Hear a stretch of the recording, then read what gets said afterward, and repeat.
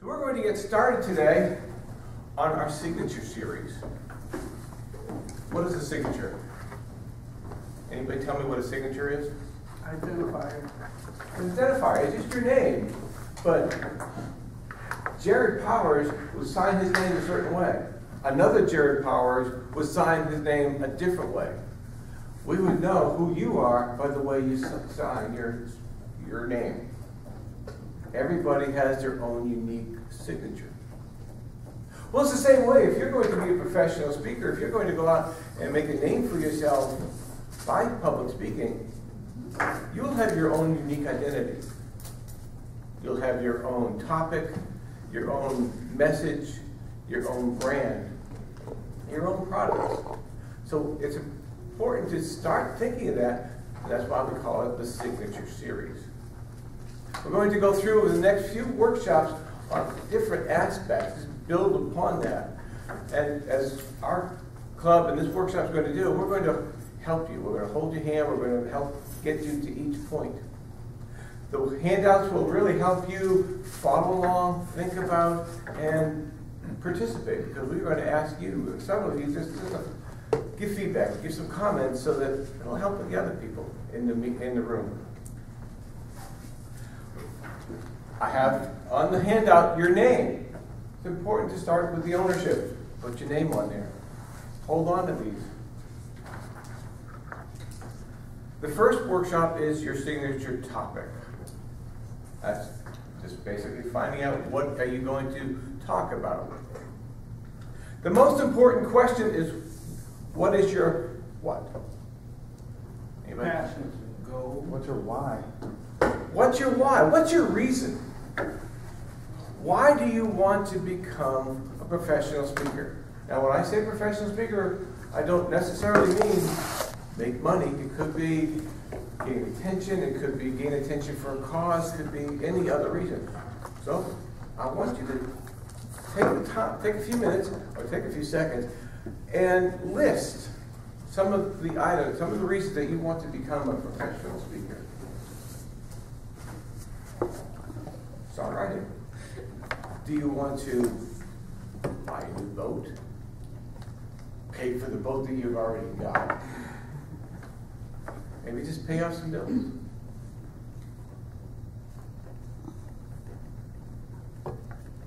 We want to ask questions at the end, right? We ask questions at the end of your presentation.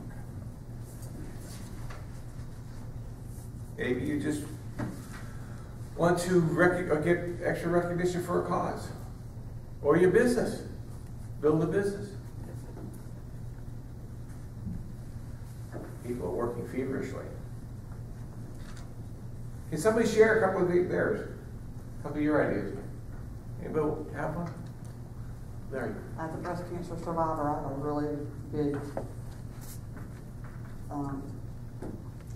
breast cancer prevention and breast cancer treatment. I'm a real big breast cancer advocate. So you want to get the word out to people about breast cancer prevention and treatment. Very good.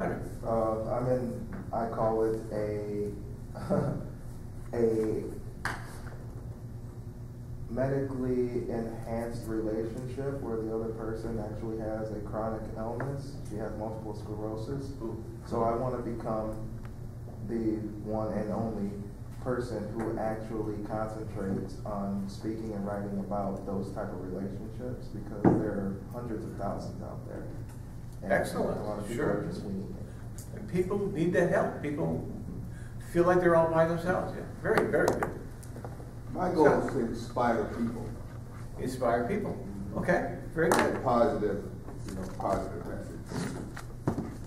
So you all have some really good ideas, really, and your own specific ideas, special ideas. I want to enhance my monologue ministry, learn to tell Bible stories dramatically, and maybe speak for social causes. Wow. Any specific social causes? I better not say. Sure. Well, if you're not going to say, okay. Then why are you going to speak about it? Well, I don't know. Well, I'm thinking about maybe I don't get into controversial things too much, but maybe some causes for the NAACP is okay. Very good. Very good.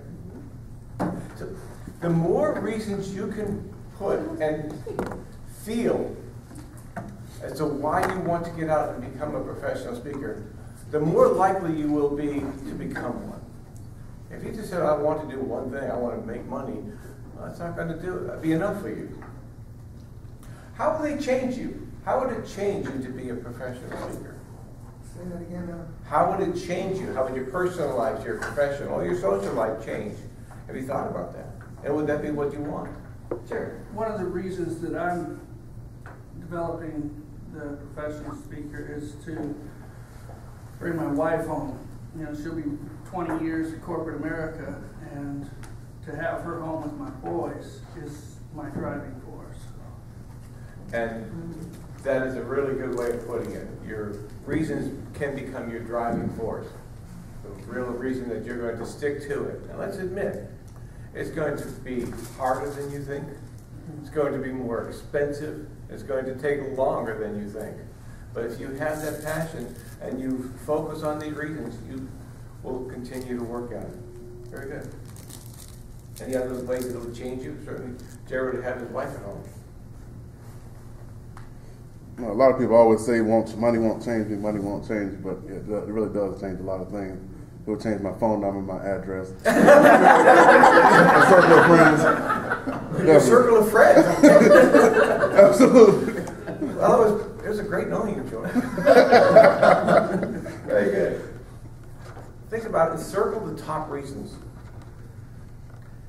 Now, think about specifically, how do you want to be recognized? Do you want to have that $1 million, or is the having family at home or being known for the cause most important to you?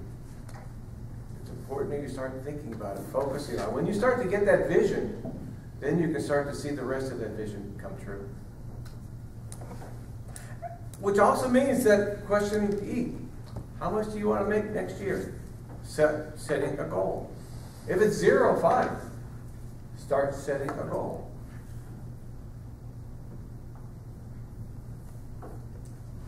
You thought about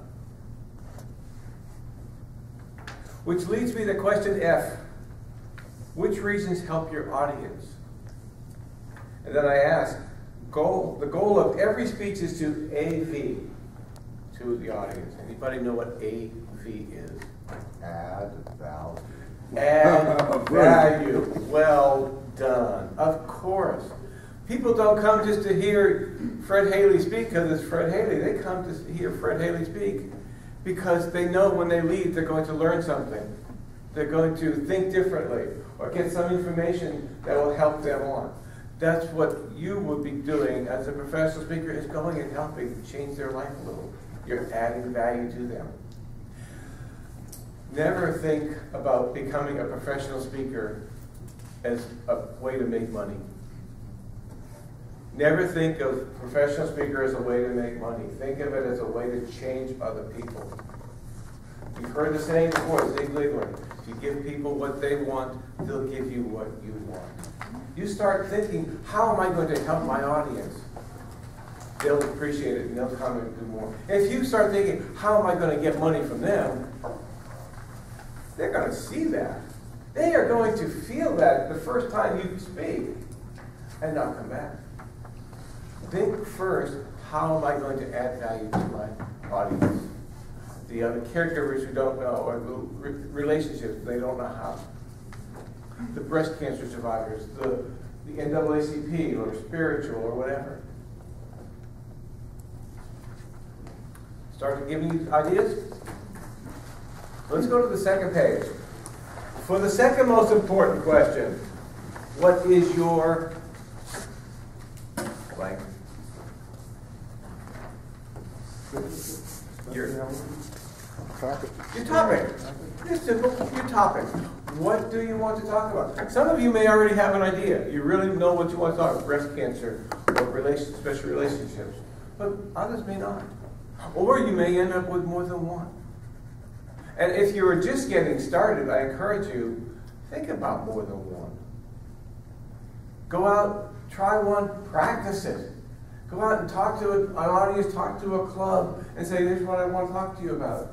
And see how it feels to you, as well as to anybody else, as well as to your audience. How do they respond? If you're not comfortable with it, you have some others that you can go to. So what I'd like you to do is list a few of your hobbies, a few of your skills, some things that you are interested in, just interested in. It may just be an accomplishment. Did you graduate from college while working full time? Did you graduate from college? Did you go on a great trip and save money? There's a list on the third page, just some ideas, just to help get your mind thinking. Did you start a business, or are you the manager of a business? Is there something in your work that you're well known for? Start thinking about some of those.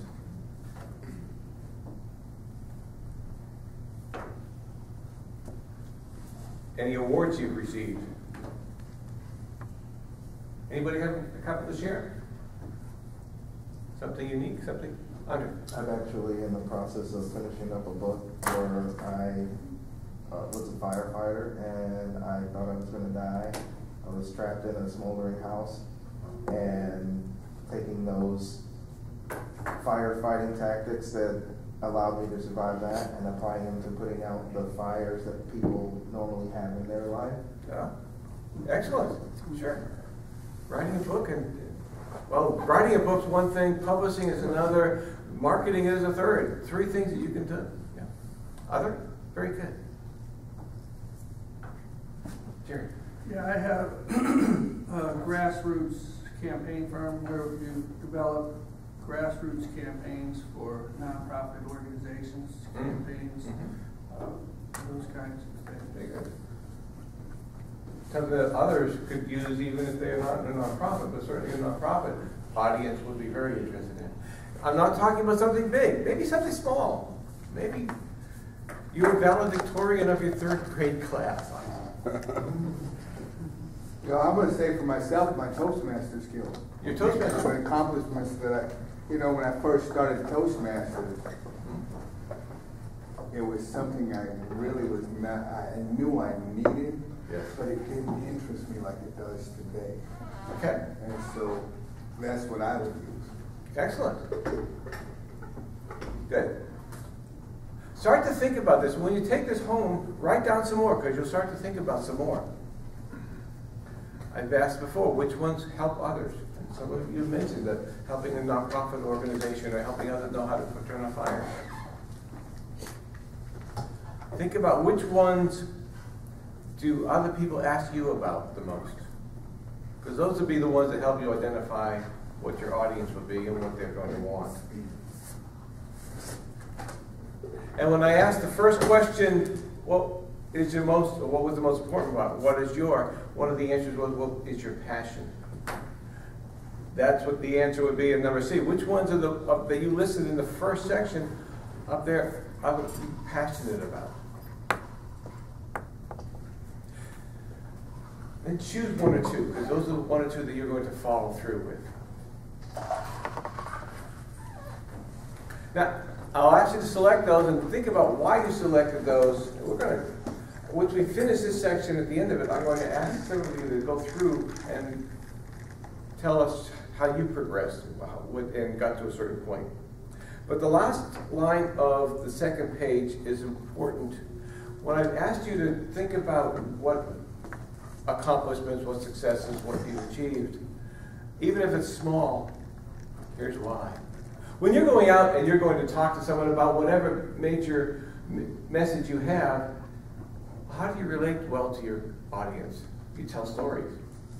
Well, if you can have some other little accomplishments that will relate to them, that they'll be able to understand and catch on to help make your big message, and maybe talking about valedictorian in the 3rd grade that helps you get them to connect to breast cancer or special relationships. Well, use those. Use those little stories. So it will help you to build a story file by coming up with some of those. So what I'm saying, when you go home, all right, even when you finish up the meeting, keep adding to this list. Go out and add to that. Make up your own separate file and a story file. Some of those little stories, some of those little accomplishments, they will help you later on as you start to develop your speech. Any questions before I go to the last one, section of signature topics? Not necessarily a question, but going back to B. Do you know enough about? Do you know enough about it to help others? Yes. It was ironic. I was talking to a gentleman just yesterday, and he was talking about how he went into being a coach for a little league or pee wee in the beginning, and he said, "Well, I don't know anything about football, or not. I don't know enough to teach." And then he said the coach asked him, "Do you know more than they do? Then you can teach." Yes, exactly. Excellent. Yes. What is the definition of an expert? Somebody who knows more than you do. Somebody who knows more than the audience. Exactly right. Yeah. You were an expert. Now, does it say you're going to know everything? No. What will happen? You will start to ask more questions of yourself, so you will start to research more and develop your ideas more and find out more, so you'll become more and more and more of an expert. Mm-hmm. So as you start to know and recognize that you know a lot, but you don't know enough, you can still go out and tell others and help others, but then you can still build your knowledge base. Very good point. Thank you.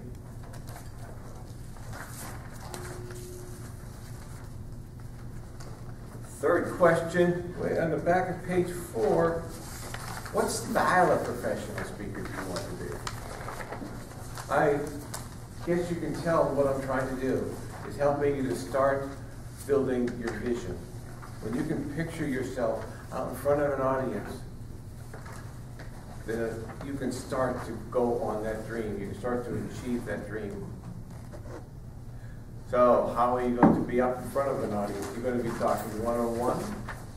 You're going to be a keynote speaker? Do you want to do a workshop like this? Have you thought about that? Or do you just want to be on a radio? Have people call in. Where's the style part? I'm missing that. I'm not just missing it. Okay, there you go, in the box. Which one do you want to be? Because the number 4 question is, describe your typical gig. Describe your typical arrangement when you're going out and speaking to somebody. In a couple seconds, I want you to write it down, start to picture it. I'm going to ask Linda to come up and just go through the progress of these questions, and then I'll ask several of you to share what your answers are. But can you picture yourself in front of a group, or one-on-one,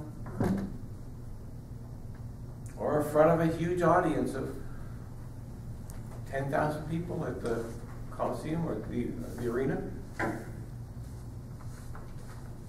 70,000 people at Everbank Field? Why not? Well, whatever you want. That's why I was just writing down, and I would want to be kind of small and intimate. Excellent. Yes. Not much bigger than this. Yes, perfect. You start to picture your perfect gig, your perfect arrangement. What do you think, Scott? Say it again. How would you want to be presenting? What sort of a speaker would you want to be? In front of a small group, one-on-one, or a big group? It all depends on the occasion. I'm comfortable anywhere. I've spoken in front of like 400 or 500, I think, one time, or just a couple. No, not 400, but maybe 200. All right. So I'm comfortable anywhere, and it all depends where the good Lord leads me. So I would tell you. Okay. One way to think about it is, where do you get the best connection with your audience? How do you feel most comfortable with them? Feel like you're gaining their excitement and their energy by talking to them. If it's in a big group, it's just as well. That works. Some people, one-on-one is the best. So start to picture your perfect gig. Okay. As you're, This is, I don't know how this fits, but for me, when you talked about picturing a gig, how many people you would want to speak in front of, I'm an interesting, unique person because I'm an introvert by nature, but bigger the audience, more expressive, more outgoing I become. I think it's kind of unique and different of me, but it seems like bigger the group, better I am. Perfect. But isn't it important for you to understand that about yourself? Think about how that's going to help you. When you can start to develop all of this process, you will know that the message you have to have, the presentation, should be geared for a bigger audience. Okay. Good. You need to know that. Know that about yourself. Any other thoughts? I gave Linda a little bit of warning. Linda, you ready to just come up? And what I'd like you to do is just go through these questions, or in your own presentation way, go through and tell us how you came up with your answers and your progress. Because Linda is working on becoming a professional speaker. She's done a lot of work already, so she's ahead of many of us. So I ask you all to welcome Linda Sanchez.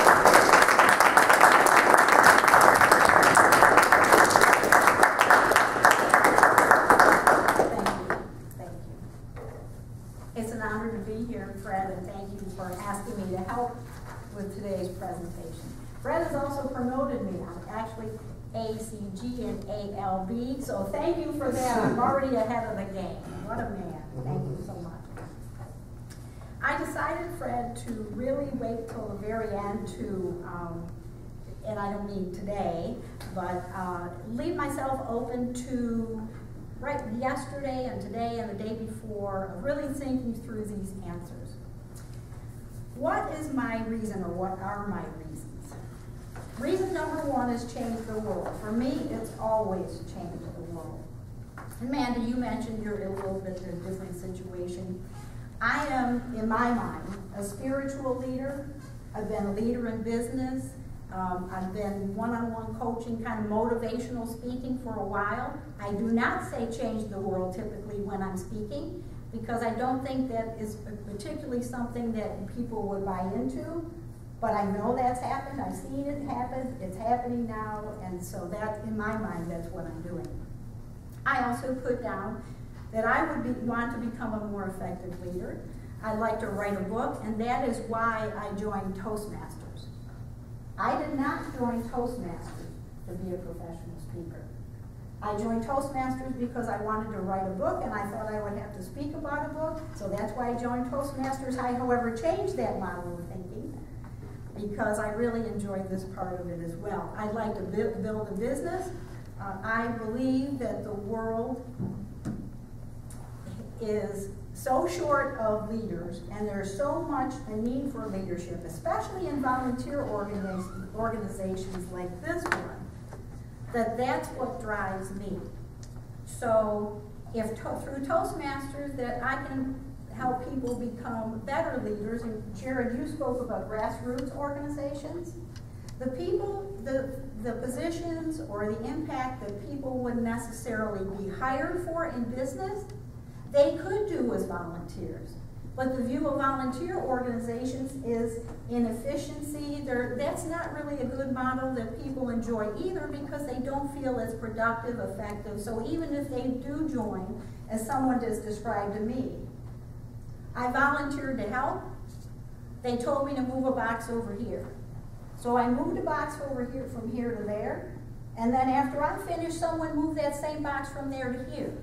And then someone else came by and looked and said, why did you move that same box from here to there? So they moved it back. If people volunteer to help and they don't feel it's effective, then that's why they would never volunteer again. And in this person's word, I will never volunteer again. That's why I'm here, to change the world. What will change for me? I have 2 grandchildren. They're in New York. I don't see them very often, but when I do see them, I look into their eyes and say, Grandma's on this. Grandma is helping to make a better world for you. Grandma is doing what she can. She's in Florida, in New York. I love you, you love me, I'm on it. And I'm hoping that that will make it a better world. Professionally, yeah, I gained some more money and people have listened a little bit more since I've been on this road. I hope to continue that, whether it's through writing or speaking. It's impacted my job and it's impacted things that I do outside of Toastmasters. What reward or recognition? Money and power to affect change. Money is powerful, so money is powerful. I haven't really said, I live my faith. I do know a lot about the spiritual side, what I believe and why I believe it. I don't think they're separate. Some people think they are. I think it's critical that they work together. So money and power to affect positive change. How much do you want to earn in 2015 as a professional speaker? $50,000 is the number that I put. That's not an incredibly high number if you count my book and my other endorsements. There are enough people dreaming small. Aren't there? Aren't there enough people dreaming small? That's not an incredibly high number if you believe you can be successful at all. How many of you put that number or anything higher? I put that exact up. There you go. All right. Think about it. What reasons help your audience? And Fred already said that. Okay. For me, what is your topic? And I wrote down a few different things, including volunteer leader and spiritual leader, volunteer leadership. My focus would be helping people make their voice count.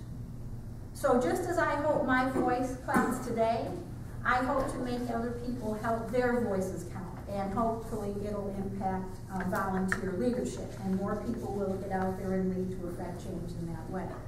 So I'm targeting nonprofits as well. I chose between volunteer leadership and golf, and I'm a runner, and I did graduate from college and had 2 degrees when I was working full-time and I was married and had a family. And Fred asked me about this, so I will share this. I am a nationally recognized expert on the topic of sure deposit, the sure deposit bond program as it relates to multifamily housing. So Fred asked me why I wouldn't speak about that.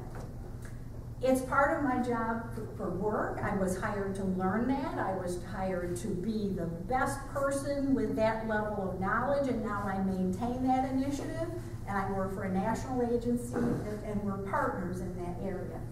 Why wouldn't I speak about that? Well, I speak about it every day, but that's not changing the world.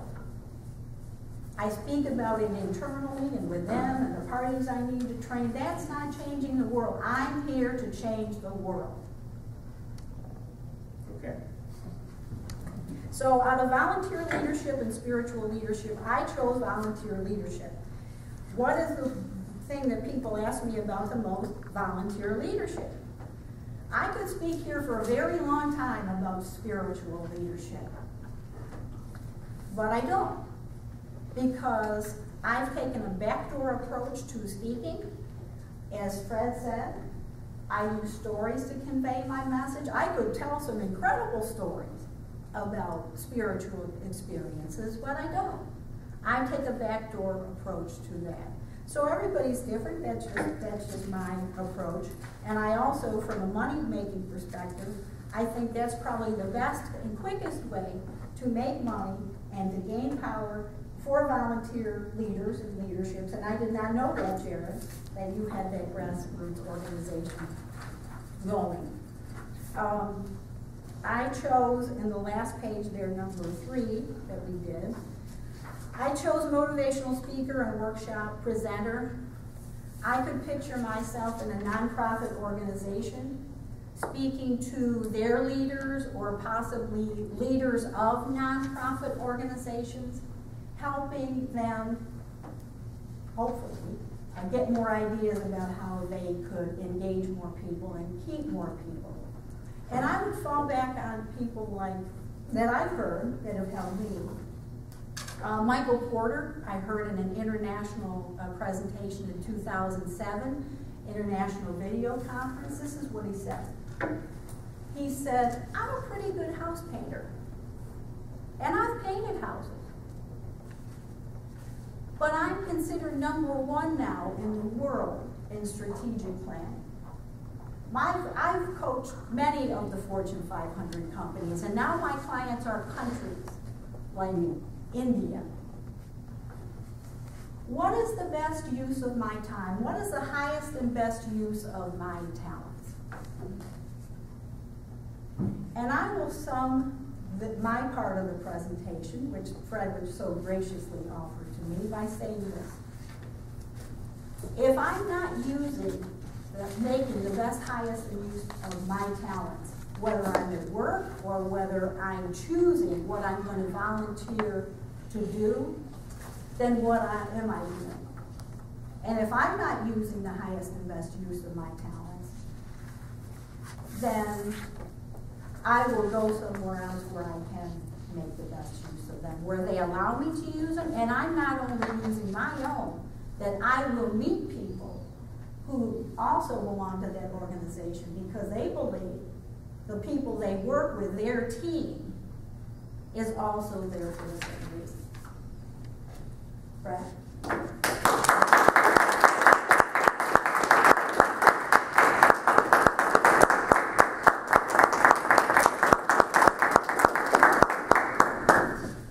You inspired? Yeah. She's telling you just exactly what you can do. She's giving you some goals and some ways of doing it. That's why I asked her to speak, is so she can help you figure out where you want to go, what you want to do. I should tell you my story, my answer to these. I have a lot of reasons for it. I mean, pay bills, do a little extra money. Really, my 3 reasons are: I want to retire early. I want my wife to retire early. But my wife, many of you may have heard her. Her name is Tula Wooten. She's Tula's Tips for Caregivers on the radio. She's got a name, recognition of caring for caregivers. It's mainly here locally, but she knows a lot of national leaders. She's been recognized nationally. She wants to go further on, so I want to help her. So I figure if I can learn how to do that and help her go to the next level, even to higher levels, that would be very rewarding to me. We're already within a month of publishing her first book. And the book may not make her a lot of money, but it'll give her the credibility that she can get to go up into the national level. So that was really my main reason, is to find out how I can help her and find out how I can help myself. If I can just retire early and be able to do this a little more often, it'll be a lot more fun.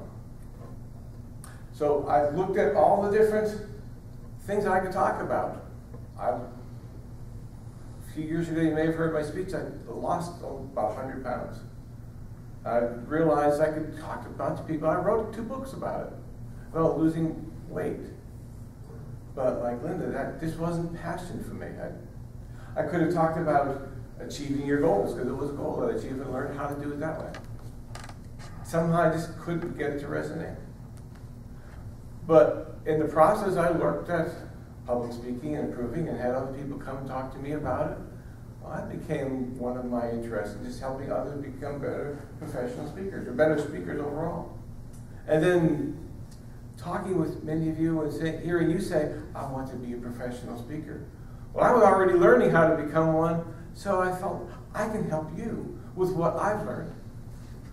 So I want to share that with you.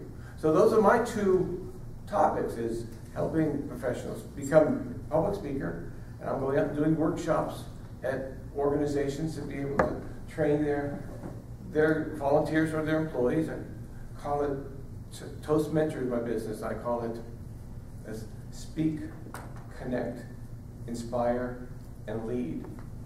I can train people to speak with confidence, connect with their audience, inspire their customers, and lead their organizations. That's my little tagline, but that's one of the business. And the other one is this type of organization, and I'll call it Be Paid for What You Know. You already have some issue, some topic, something that you're passionate about. You've made some mistakes and learned a lot from it. Well, help the other people. Help the person like you. You've gone through a lot in caring for your loved one. Other people are going through those same struggles. Can we help them? So that's what my passion is. And I see doing workshops as my best audience. I love just coming up and feeling your excitement and your interest and feeling the passion come out for you, and that excites the passion in me. So that gives you a little bit of idea what my answers are. Before we finish, I'm going to ask if anybody wants to share some of your answers. Just get a couple minutes, just go through and share what you've written down or what you have in mind.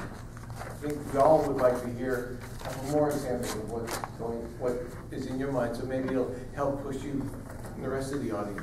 Anybody like to share? Nobody wants to share? I said, let other people. Waiting on you, Jeannie. I was waiting on you. I'll just stay right here. Okay. I think I shared with you my reasons.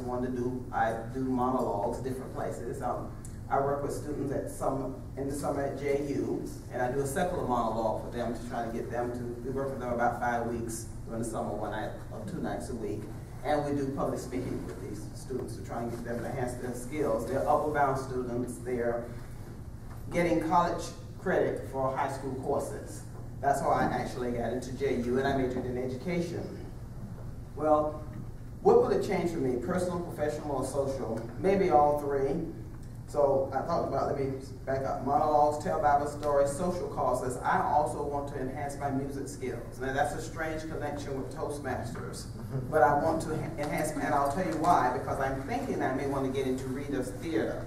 I saw Earl do that recently. He was in a panel and they were doing something called Readers Theater, where you don't have the costumes and the big, all that other hoopla. You're just reading from a script and you're acting out. And it's very, very interesting. That's the first time I've ever heard that, and that seems more my speed. I also want to sing with the Jacksonville Symphony Chorus. So I'm a clarinetist and a vocalist.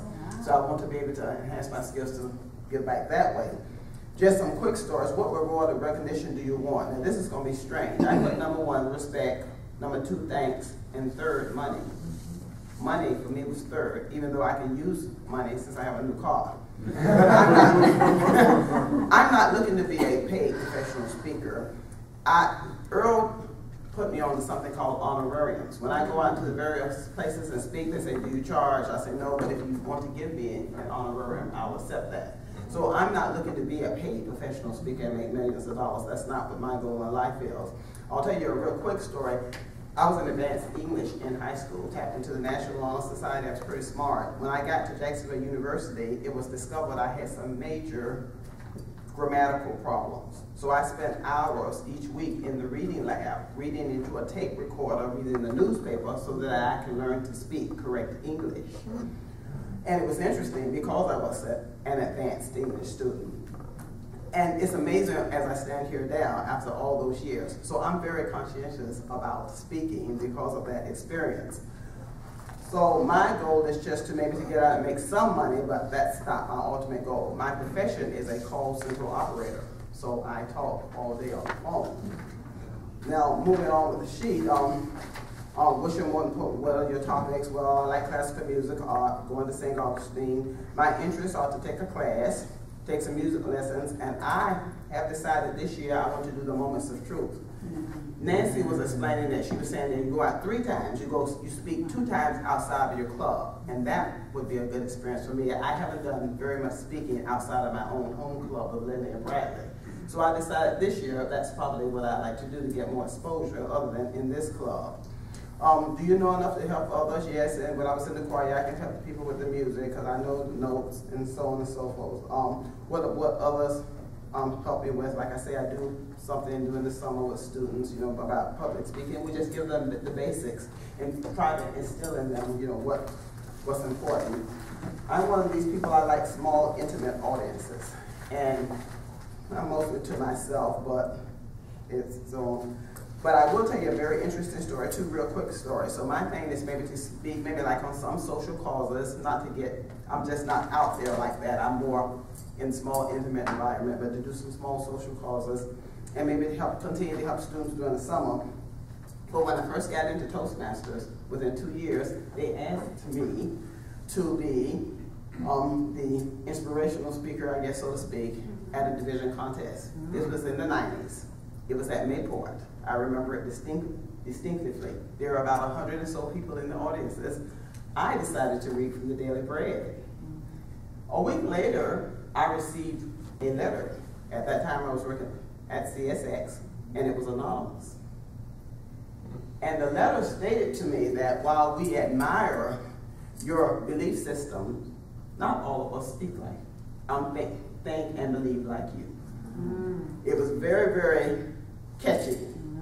I never did find out who wrote the letter. Of course, there were different diversities. But that taught me a lesson, because you have to learn to speak to whoever your audience is. Not everybody believes the same. And I'm one of these people, I don't want to pound down spirituality, because I'm also hood. Which means I go back into the old school music and pictures. I'm refined, but it's surprising. I like Snoop Dogg, and people say, you? but I like that type of music, Busta Rhymes and all that type of stuff, you know. And they say it doesn't fit, the picture doesn't fit, well, whatever, you know.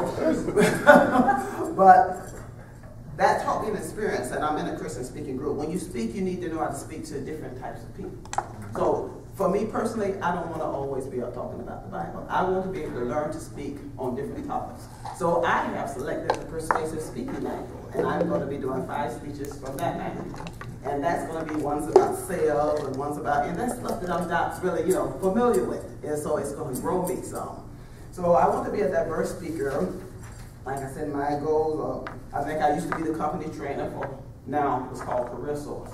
And that was an interesting experience, because it was just like being a teacher. You had to have a book and, you know, a workbook. The students had to do exercises. I had to learn earned income credit. And of course, standing up in front of students, you want to know how to speak correct English. And with that, real quickly, very important, a very important lesson I'm going to tell you recently. About 2 years ago, I was on the nominating committee for Toastmasters. It was in Orlando. Earl Kitchens and I traveled together. They asked me to be on the nominating committee. And, you know, we listened to the different candidates talk about why they want these particular offices. Well, a very interesting conversation ensued.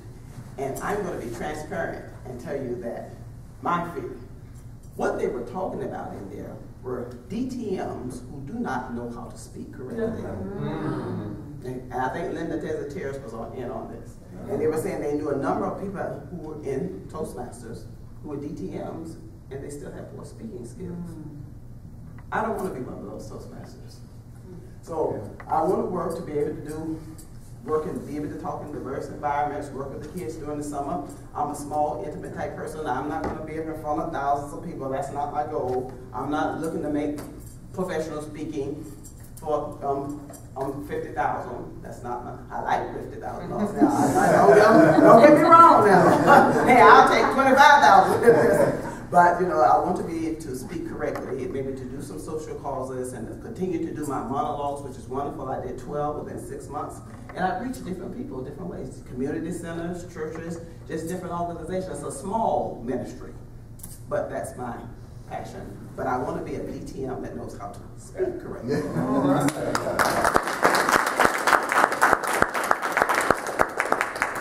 So of all the things you heard from Jeannie, you heard 2 especially good messages. Find a passion and find a way to help someone. Don't worry about the money. Later on, one of the future workshops, I plan to talk about how we can earn money without getting paid for speeches. There are ways you could develop products, CDs, books, workbooks that you can sell to the people who you're going to, rather than getting paid, or instead of even an honorarium. If you had a book that said, don't pay me, but buy X number of copies of my book, well, you may make more money that way. I can show you how to do that. But that's in the future workshop. Anybody else like to share something?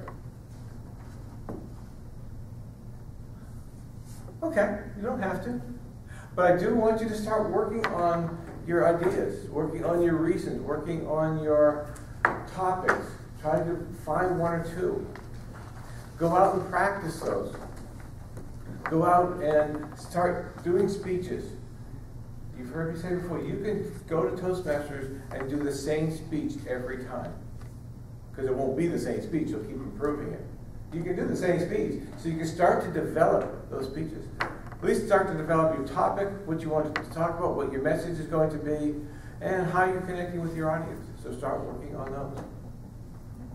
I have a point about that. I was, Horace Freeman and I and Michelle Cobb-King were in Lottie Correctional last night, and I gave this talk, or speech, Onward and Upward. And I'm going to use that 2 years from now in the international speech, but the purpose of that is to develop a talk.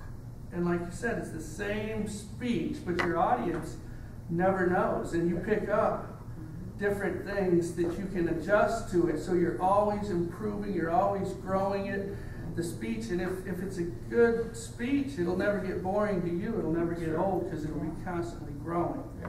So that's the signature talk. Your signature topic, yeah. Excellent. Any other questions before we finish?